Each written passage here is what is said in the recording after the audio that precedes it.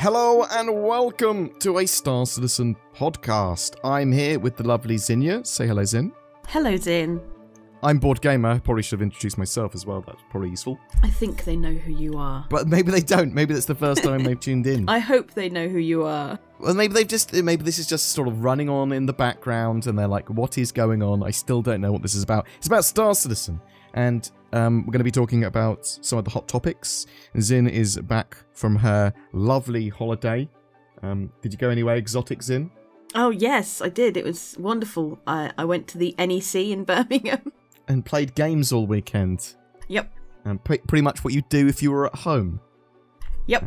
But only surrounded by sweaty boys. Yep. So iSeries, biggest sort of like LAN in the UK. Bring your own computer, and they do like 2 or 3 of these like events a year at the Birmingham NEC, and they're pretty cool. They're nostalgic. There's like a little games expo there, and you play lots of LAN games with your friends.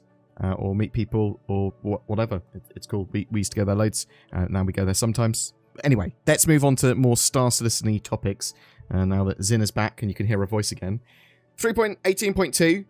That is the best place to play Star Citizen at the moment, even though it's on the ePTU, the experimental PTU. It's open PTU.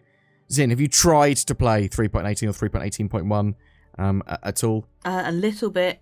Well, you can't very well at the moment on those patches because there are partial outages going on, and there's been loads of problems beyond what we were normally having with 3.18's live build, which is pretty broken for a lot of people, and 3.18.1 and 3.18.2 are sort of in the works to fix that.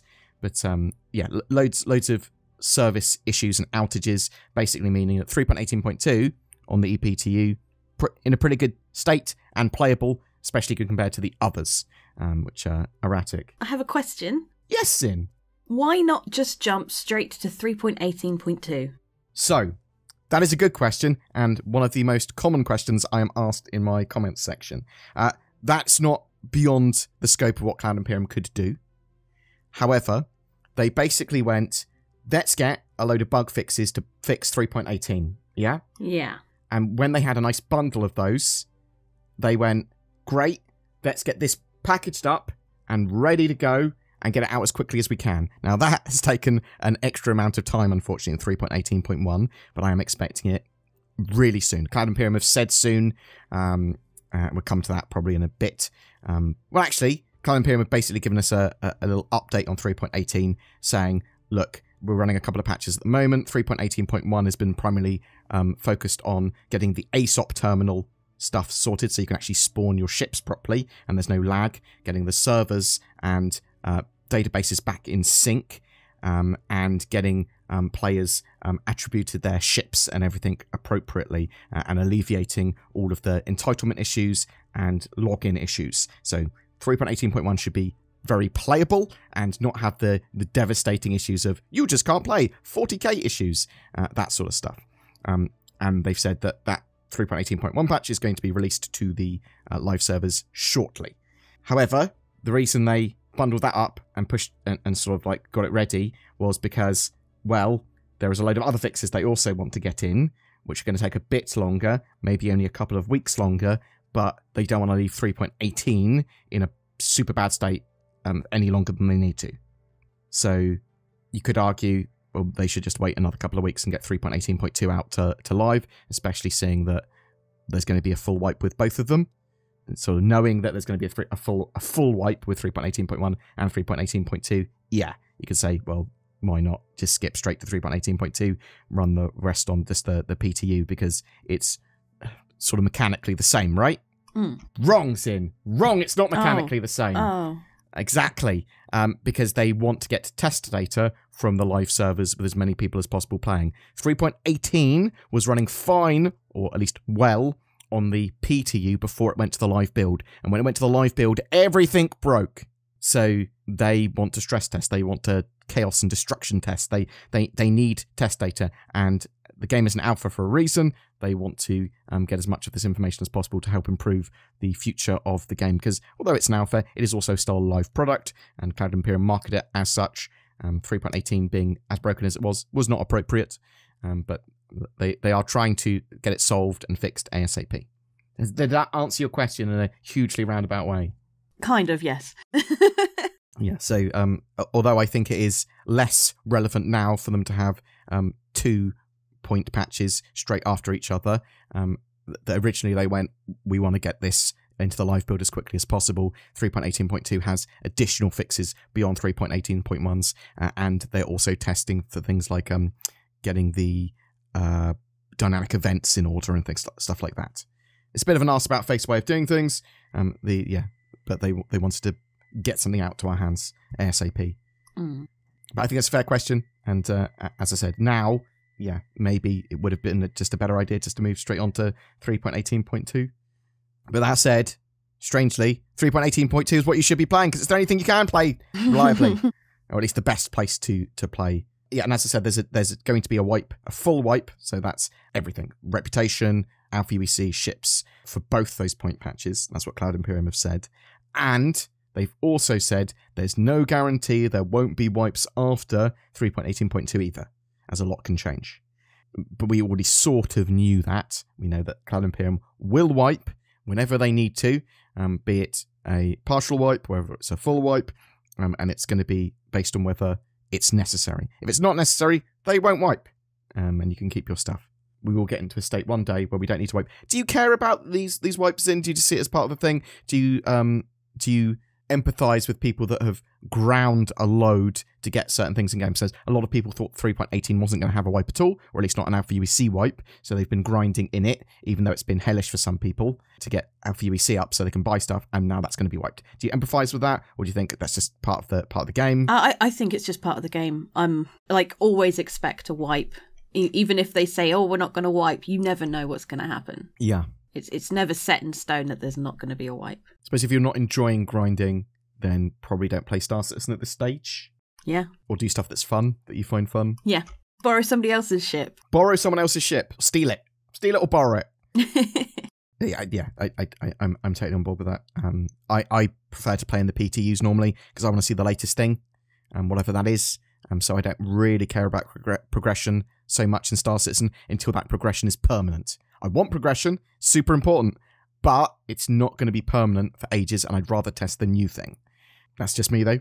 People play for different reasons, and that's fine. You're allowed to play for different reasons. So, Zin. Yes. This week in Star Citizen, pretty dead. We're just really waiting on 3.18.1 to go to live. Oh, something to go to live. Something to go to live, and Cloud Imperium have got their hiatus at the moment with the Inside Star Citizen stuff, and Star Citizen Live doesn't seem to be running, so it's a lull period.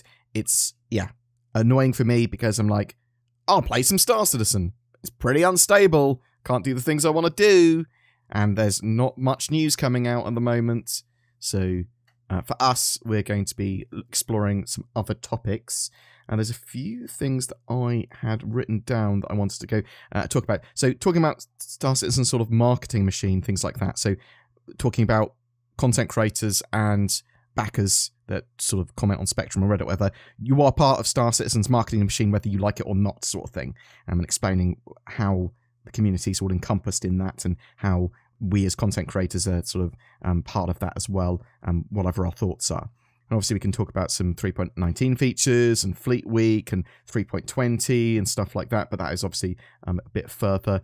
Talk about some of the roadmap stuff that's being completed or finished or started, as I should say, in April, because there's a lot of stuff sort of down the pipeline that we might see later this year, and I'm pretty excited for that.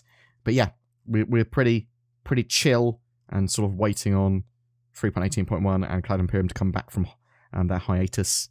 Lots of stuff happening next month, though. Are you excited for 3.19 and Fleet Weeks in? Yes. Yeah? It is the more exciting time of the year. Yes. Interesting, isn't it? So basically, you have a lull period at the beginning of the year. Between March and May, you have typically a large patch release, and then you get Fleet Week, which is a big event, and this time we're getting 3.19 and sort of Fleet Week all like chucked together. So we're expecting Fleet Week on the 20th of May. We're expecting that 3.19 patch to come out with Fleet Week or just before, and hopefully be in a good state. Like, I've got to see this with any time Cloud Imperium deploy a patch now. Hopefully it's in a good state. I do think persistent entity streaming is the reason that 3.18 exploded, but at least one of the reasons. But yeah, 3.19, loads of cool new features, loads of updates. Fleet Week, yeah, one of the biggest times of the year. It's the second biggest, or sometimes competing for the most amount of money that Cloud Imperium make during the year. And I think last month was the first month, as far as I'm aware, that Star Citizen has started to contract financially. So it didn't make as much money as it did the previous year, which is strange for Star Citizen, but makes sense seeing the game is fundamentally broken at the moment. And there's not been this sort of like major sales or anything. But Fleet Week could turn that around. What do you think of like the artificial scarcity around these events, like Fleet Week and the Intergalactic Aerospace Expo? Do you think it's sort of fair for Cloud Imperium to do that? Do you think players should get their ships in game? Do you think that artificial scarcity sells, so why not do it? I think, well, it's kind of slightly a necessity, really, isn't it? Mm-hmm. Because if it was anybody can buy all these ships, then we'd have loads of massive ships everywhere. If people could afford it, of course. Okay, I see what you mean. So the artificial scarcity actually creates more scarcity than if we were selling them all the time. But people are going to be able to have a load of ships once the game... But they can earn these ships in-game as well, so they can have loads of ships. And one of the problems with 3.18 was people, especially Wales, had loads of ships, and that was causing database and server issues as well. So that's an interesting point. I think, yeah, it's just part of the marketing machine of and the monetization model of Star Citizen now. The game wouldn't be scoped out and have the backing and the hype around it without its sort of monetization model that it has. It works, and you might argue that it's predatory, you might argue that it's not consumer friendly or whatever, and you're more than welcome to criticize that. I think those are valid things to talk about, but I get excited by ship sales. I just do. It's a little celebration of Star Citizen. And Fleet Week is typically pretty good fun because of the sort of like the Javelin tours and the military parade, and then you have the big expo, which I assume is going to be on Crusader again. Yeah, free fly, new concept ships or new straight to flyable ships and vehicles, most likely this time. We've got the Misk Fury as well that they've been talking about. Any idea what a Misk Fury could be, Zin? I know you probably don't, but I'll ask you anyway. No, well, you were saying about it being a fighter. I think a medium or heavy fighter, just based on its name. Yeah, I don't have a clue otherwise. So could even be a ground vehicle for all I know. Mm-hmm. We just don't know. But 3.19 as well at the same time. I think probably the thing I'm most looking forward to there that we know about is Lorville 2.0, that expanded cityscape.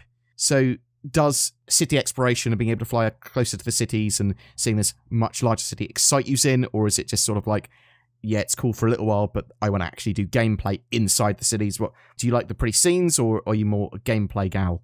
Gameplay, definitely. Okay. Obviously, pretty scenes are nice, but there's no point having pretty scenes if there's no gameplay. I like floating around and just going, this looks cool. And yeah, I don't know. I'm a mix. I love my gameplay, and eventually it does become all about the gameplay, for sure. But I like to take in the scene and go, this looks amazing, while I can, before I get used to it. There's a marked difference in games as soon as you become used to the graphics or whatever, especially in like, okay, some competitive games especially. So you go, oh, this game looks beautiful. But as soon as I got used to how pretty it is, I turn all the graphics options down to give me the highest frame rate. Yeah. So it's an interesting one. But yeah, I'm really excited to see Lorville 2.0 and its expanded city, and just it being a big giant city that I can fly around and it being a lot more highly detailed. But I suppose for most people, gameplay is king. I'm interested to know what the new player experience and the sort of the in-game tutorial stuff they've got planned for Area 18 is going to be. Yeah, that'll be good to see. Yeah, they say it's going to be for the first 30 minutes of gameplay. Do you think you can impart all you need to know about Star Citizen without any form of external tutorial in 30 minutes? No, I don't think you could. Yeah. But it might be literally just like the basics, a good start, you know what you're doing, and other things you can sort of work out on your own. I suppose if it's a good basis for them then to go, in the future, we're going to have entry-level missions for mining, for cargo, and literally that mission would then teach you that type of gameplay. I think that maybe that would be good if it works like that. We'll have to wait and see, I suppose. My concern with the new player experience is that they're going to have to keep on changing it with every patch, because it's going to keep on changing. Then it's going to be in the same state as the original flight and combat tutorial with Gilly. Like, it just falls by the wayside and they stop updating it. We'll have to wait and see. And then we've got some cool new missions. We've got the salvage contracts. Quite excitingly as well, more physicalized components with tracked beam attach and detach. So we're going to be able to board ships or go up to other people's ships, either if they're in a soft destruction state or if the pilot's gone, yes, you can do this. You'll be able to detach up to size 6 weapons and you'll be able to detach up to size 2 internal components from the ship and then use them on your ship or sell them, which I'm quite excited about. It's about time. Well, it is about time. It adds better customization. It adds more sort of routes to salvage and reasons that you don't want to necessarily blow up someone else's ship entirely, which I think is this cool. Yeah, it's about damn time, which is the misquoted line from StarCraft 2 that Tycho says. Because he just says it's about time, but he didn't know that. Or maybe you did. StarCraft 2. Yeah. Old game now. Dead game. Oh, it's not dead. We played it the other day. Yeah, we had so much luck. Oh, I like it. I want to play it again. We'll play it later today.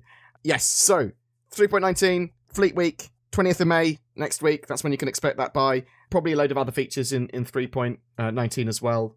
We know that the RSI links is going to be there, but there's probably going to be some more stuff. Maybe Vulcan support, maybe a load of other stuff. I'm hoping like things like the SRV or the Hull C, things like that might turn up, although probably they want to turn up during when they add ship scale tractor beams. Well, we'll have to wait and see. We don't know for sure. Zin, I had a weird dream last night. Yeah? Do you want to know about my weird dream? This is genuine. Disco Lando came into my room and he stole my copy of Pokemon Yellow. Oh, well, that's not very nice. He said, you shouldn't have that. That's one of ours. And then left. Took my copy. So, thanks, Disco. That's appreciated. But that's it for your Star Citizen podcast today, such as it was. Me ranting a bit. I haven't talked to Zin properly in ages. I mean, I have. She's been on holiday, but, not as an employer-employee relationship. And now we're here, back, waiting on Star Citizen 3.18.1 and 3.18.2 and 3.19.